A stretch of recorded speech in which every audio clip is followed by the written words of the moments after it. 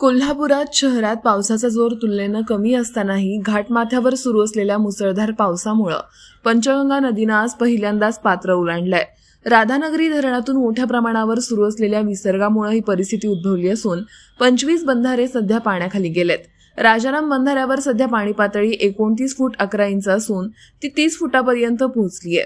पंचगंगेची इशारा पातळी 39 फूट आणि धोका पातळी 43 फूट इतकी आहे। सध्या जरी पाणी धोका पातळीपासून काहीसा दूर असला तरी सततचा पाऊस आणि धरणातून वाढलेला विसर्ग पाहता नदीकाठच्या गावांना प्रशासनानं सतर्कतेचा इशारा दिलाय। गेल्या काही दिवसांपासून पावसाची उघडझाप सुरू होती, मात्र गेल्या 2 दिवसात घाटमाथ्यावर पावसानं जोर धरल्यानं धरण क्षेत्रातून मोठ्या प्रमाणात पाणी पंचगंगेत सोडलं जात आहे। त्यामुळे नदीची पाणी पातळी झपाट्यानं वाढतीये। दरम्यान गगनबावडा तालुक्यातील अणदूर तलाव आज सकाळी 10 वाजता 100% भरलाय।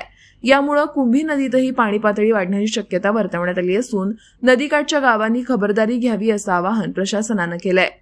कोल्हापूर शहरात जरी पावसाचा जोर फारसा नसला तरी सुरगाणा, गगनबावडा, आजरा, भुदरगड या भागांमध्ये जोरदार पाऊस सुरू आहे।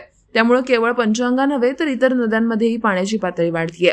या परिस्थितीवर प्रशासन सतत लक्ष ठेवून असून आवश्यकतेनुसार पूर परिस्थिती हाताळण्यासाठी यंत्रणा सज्ज असल्याचं अधिकाऱ्यांकडून सांगण्यात येत आहे।